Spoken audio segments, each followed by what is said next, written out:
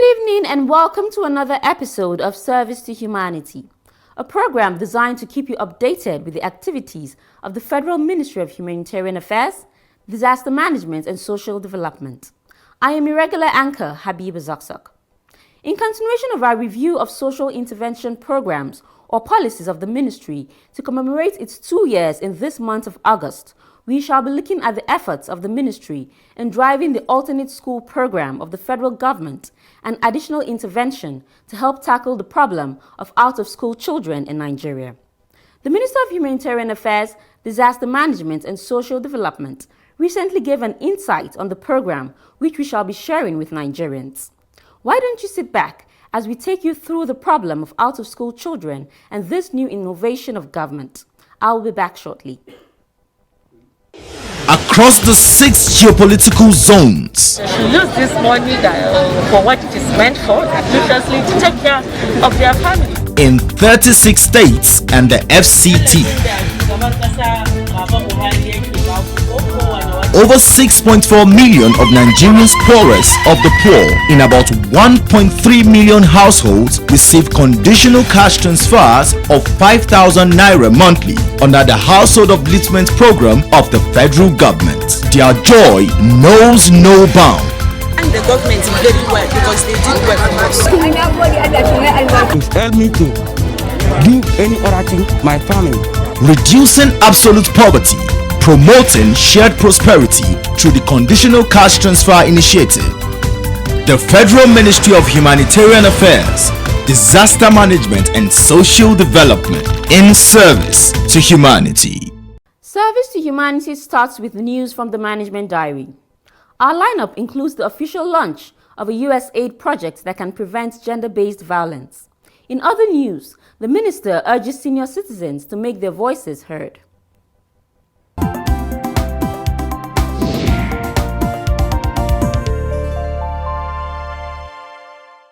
Nigeria has declared support for a United States Agency for International Development project tagged Momentum Country and Global Leadership Project.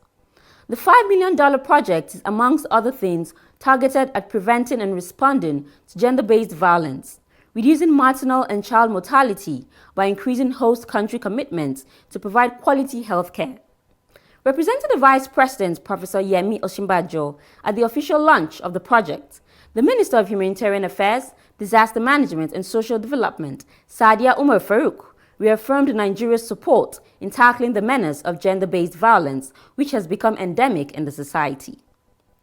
As a nation, we will continue to boldly condemn gender-based violence as it continues to impact negatively on survivors, victims, families, broader society, and economies of nations. From available information, we are more than ever convinced that gender-based violence is driven by structural, economic inequalities, and unequal power relations that render women subordinate to men due to limited access to education, employment, finance, healthcare, and opportunities to contribute to livelihood of their families, communities, and the nation's economic growth. While commending on the declaration of zero tolerance to gender-based violence, she explained what the federal government is doing. It will be recalled that the Federal Executive Council on the 8th of June 2020 had unanimously declared zero tolerance against gender-based violence in the country in view of the hues and cries that trailed the unacceptable spike in gender-based violence during the COVID-19 pandemic lockdown.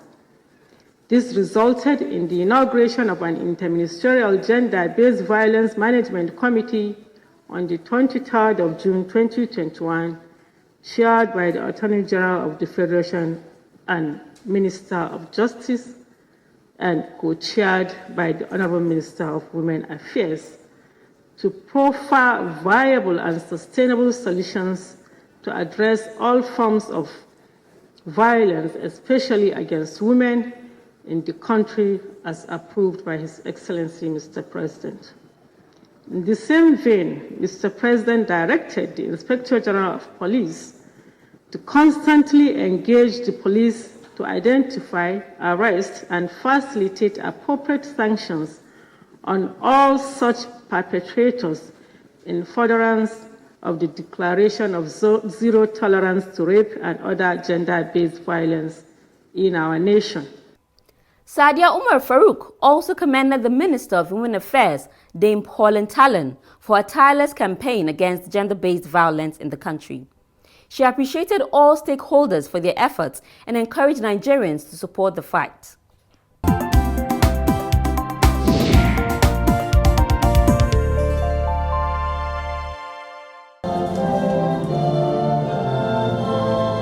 The Senior Citizens Center has organized its maiden dialogue for the purpose of finding out the major problems facing the elderly in Nigeria. The forum, which held recently in Abuja, had the theme Leveraging Senior Citizens Partnership for Effective Service Delivery. Speaking at the event, the minister urged older persons in Nigeria to make inputs and participate in the maiden dialogue with the national senior citizens. She explained that the President Muhammadu Buhari administration developed the national policy on aging and established the National Senior Citizens Center to meet the challenges of older persons in the country. In developing the national policy on aging and establishing the National Senior Citizens Center, the government of His Excellency President Muhammadu Buhari has ensured that the very essential institutions, systems and mechanisms to facilitate the quality of life, economic and social participation of older persons are guaranteed, and that the challenges of older persons and the opportunities that accrue from meeting these challenges are integrated into Nigeria's development plans. The minister also explained the efforts being made by the president to ensure social inclusion of senior citizens in various programs of the government.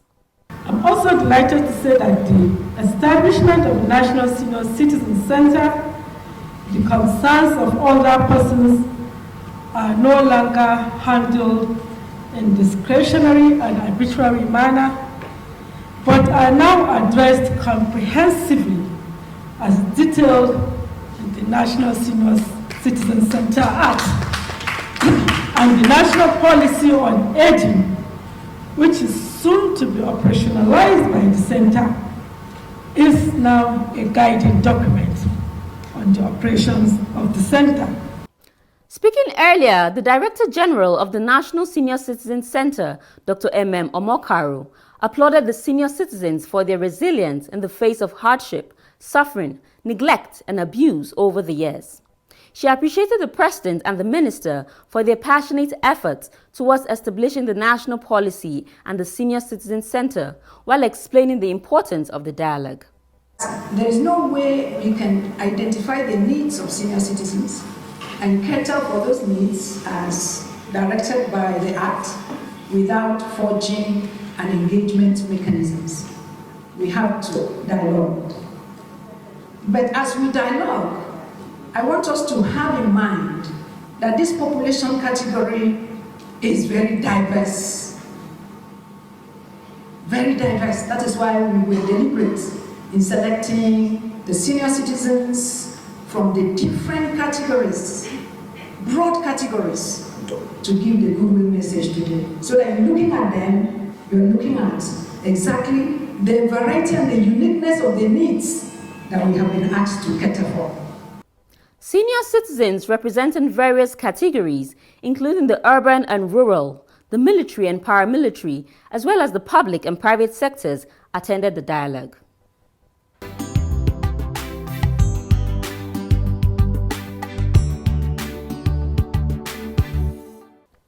You are watching Service to Humanity. The need for rapid intervention on the alarming number of out-of-school children in Nigeria saw the President inaugurating an 18-man steering committee tasked with the responsibility to coordinate and lead the deployment of a national plan to address the menace of out-of-school children in the country. The Minister of Humanitarian Affairs, Disaster Management and Social Development chairs the committee alongside the Minister of Education. In our next segment, the Minister explains the concept of the alternate school program.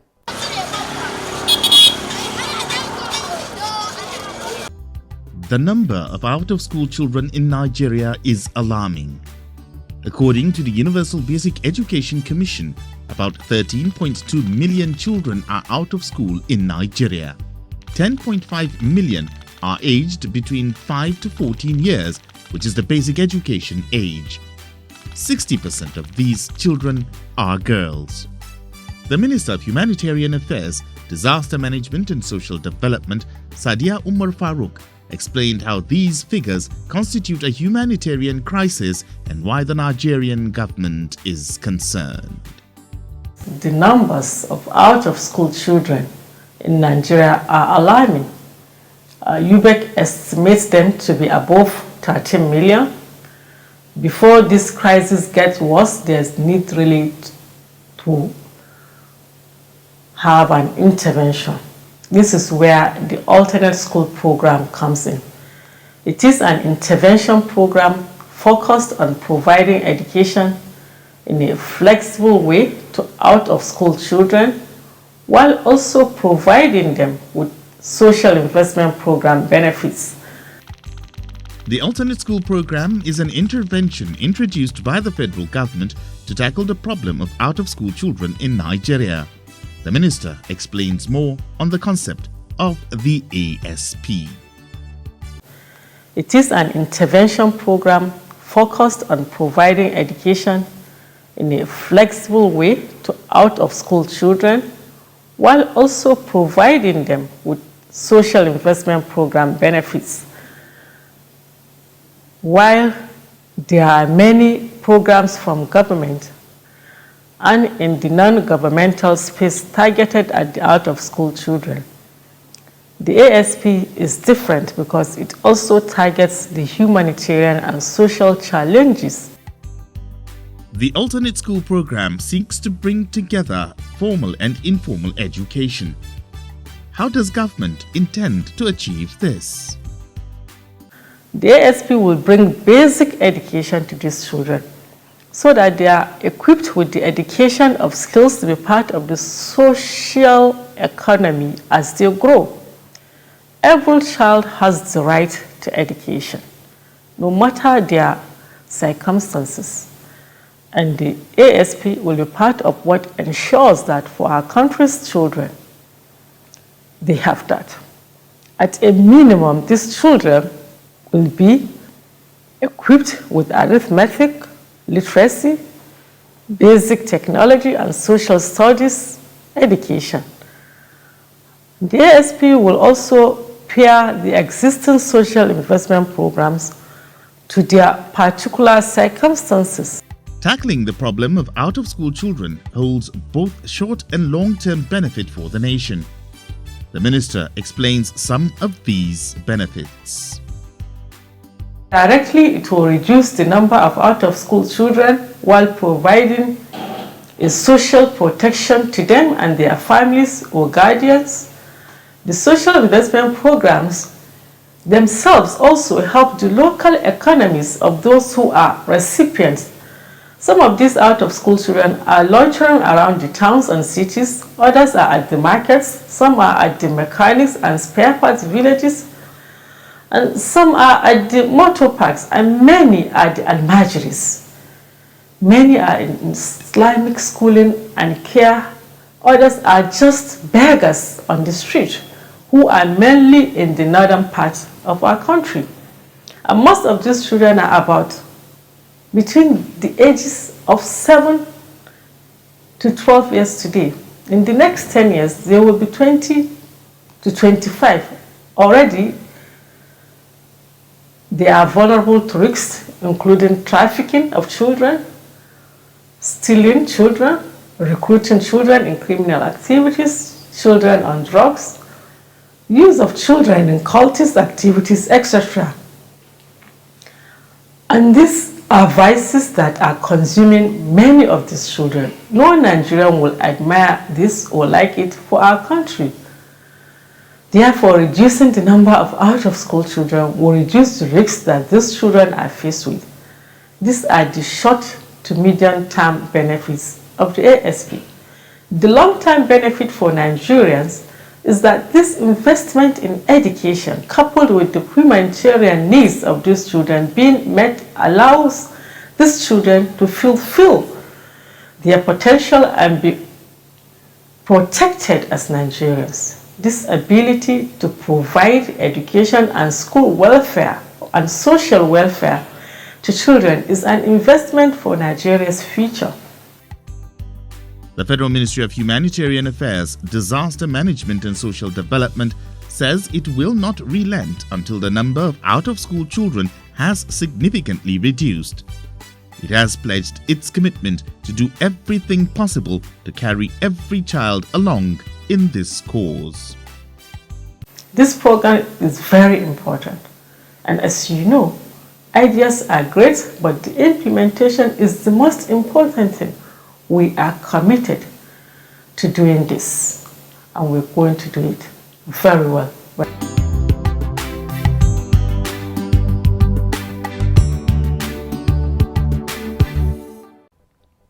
Still on the alternate school program, this segment reviews the activities of the steering committee from its inaugural meeting on the 3rd of February 2021. Do stay tuned. President Muhammadu Buhari inaugurated an 18-man committee on the alternate school program on the 27th of January 2021. The committee, co-chaired by the Ministers of Humanitarian Affairs, Disaster Management and Social Development, and Education, is to draw up a plan that would ensure a holistic and comprehensive inclusiveness of appropriate basic education for vulnerable children.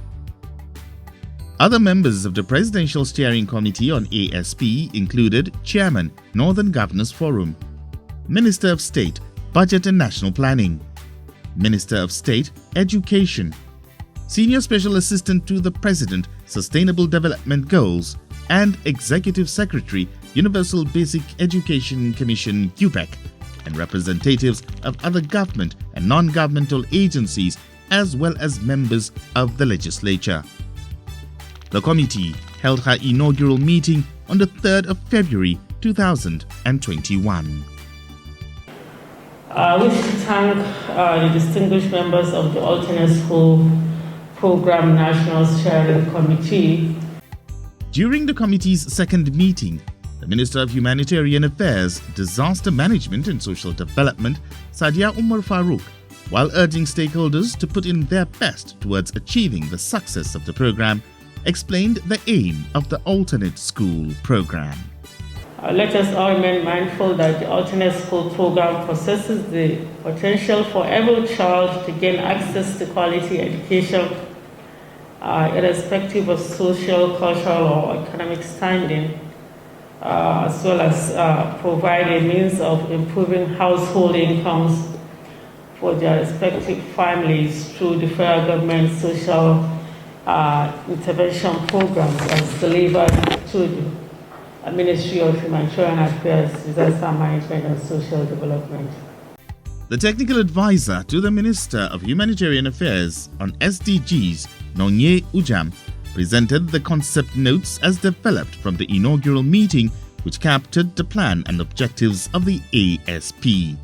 We intend to incentivize participation onto the program through the Federal Ministry of Humanitarian Affairs, Disaster Management and Social Development Social Investment Programs as follows. The Empower program, what we would like to do is to have trainers or those providing some form of education, whether it's the informal or formal, have them integrated into the Empower Social Investment Program so that they can earn some form of stipend and continue to impart knowledge to these children. This, we hope, will bring about sustainability to a very large extent. We would also be introducing the homegrown school feeding program, as we'll be introducing the children within clusters whether they be in the marketplace or whether they be clustered together, receiving some kind of religious education. We will have the homegrown school feeding program taken to them so that they can have at least one meal a day, just as the program is already designed to do. Further discussions held, at the end of which the Permanent Secretary of the Ministry of Humanitarian Affairs presented the decisions reached and adopted by the committee. First, the revised concept note as presented was adopted. However, there was also a resolution to include a detailed monitoring and evaluation plan instead of the framework, which has been noted. It was also resolved that there is need for quantitative figures of current out-of-school children in Nigeria, and this is to be sourced from the National Bureau of Statistics and other relevant agencies. The meeting also adopted the proposed membership of the subcommittees of the National Steering Committee as presented by the chairperson. I hereby inaugurate the Technical Working Group. As agreed upon by the steering committee during its second meeting, a 30-member technical working group was inaugurated for the next meeting of the steering committee of the alternate school program. The terms of reference for this TWG are as follows. Minister of Humanitarian Affairs spelled out the terms of reference of the technical working group. One is to develop a strategic framework for the implementation of the ASP across the country. Two is to design a comprehensive stakeholder mapping strategy to identify and ensure effective management for successful delivery of the program nationwide. Three, to design the consultative and planning process for effective takeoff of the ASP initiative. Four, to prepare a statement of work for consideration and approval by the ASP National Steering Committee. Speaking on behalf of the technical working group, Dr. Umar Binder pledged the commitment of the TWG to hit the ground running. And we promise you that we will deliver to the letter. On behalf of the committee, we thank you for this assignment, and we will do everything supporting the secretaries, Permanent Secretary, Ministry of Humanitarian Affairs, Disaster Management and Social Development, and the Permanent Secretary of the Federal Ministry of Education as the co-secretaries of the main committee to ensure that we deliver on time and effectively. Thank you very much.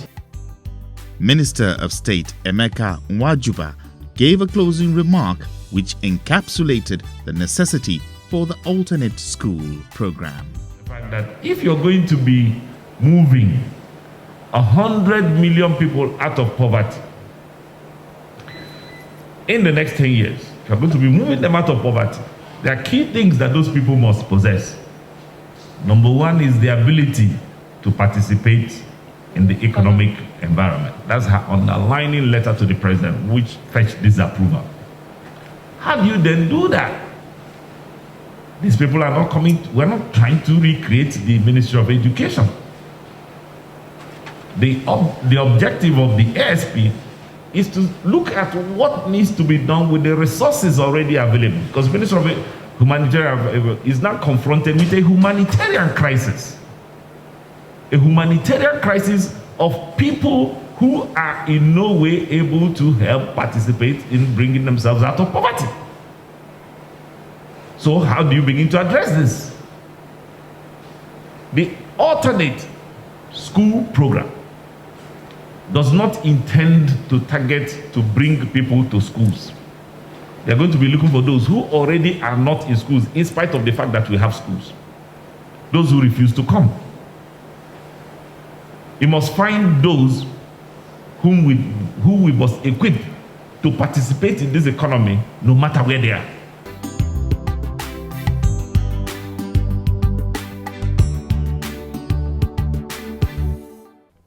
All efforts are being made to achieve the mandate of Mr. President for the eradication of poverty through social inclusion. And the Ministry of Humanitarian Affairs, in its 2 years since creation, has risen to the task. Meeting the education needs of the poor and vulnerable by taking education to them is one sure way of tackling the poverty problem in the long run. That's why we need the support of the alternate school program in any way we can. On that note, we end this episode of the program Service to Humanity. Be rest assured that the federal government will not stop until its mandates are fully achieved. Good night and see you next week.